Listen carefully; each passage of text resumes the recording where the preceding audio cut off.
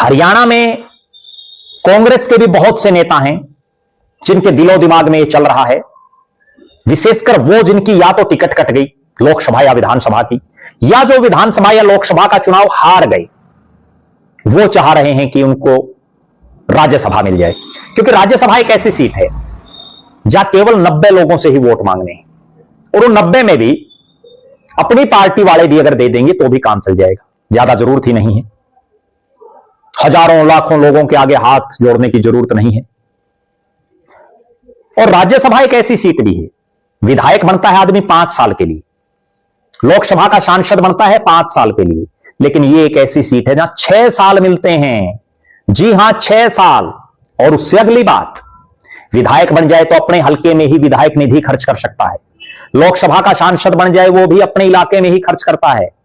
लेकिन राज्यसभा वाला तो पूरे राज्य में कहीं भी खर्च कर दे,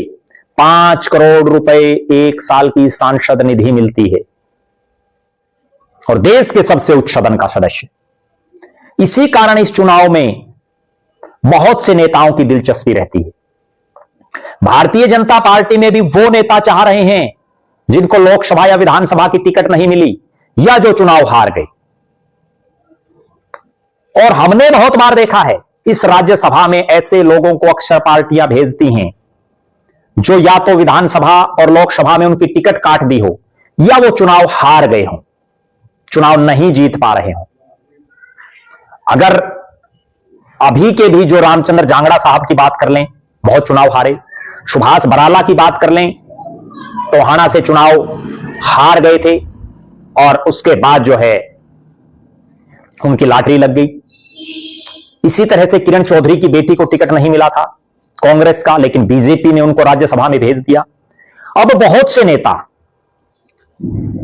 अपनी अपनी गोटियां फिट करने में लगे हैं। हम अगले वीडियोज में आपको बताएंगे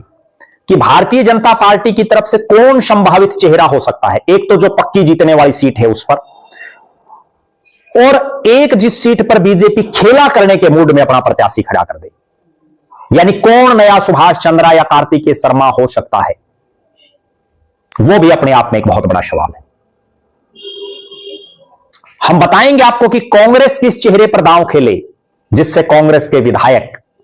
एकजुटता दिखाते हुए राज्यसभा में अपना खाता हरियाणा प्रदेश के कोटे से खोल लें। आप दर्शक अपनी बेबाक राय जरूर रखें कि आपके हिसाब से बीजेपी किस नेता को भेजे तो सही रहे, कांग्रेस किस नेता को भेजे तो सही रहे, और कोई ऐसा तीसरा इंडिपेंडेंट आदमी जो बीजेपी वालों के भी वोट ले ले, कांग्रेस वालों के भी ले ले, और इंडियन नेशनल लोकदल के भी 2 विधायक हैं,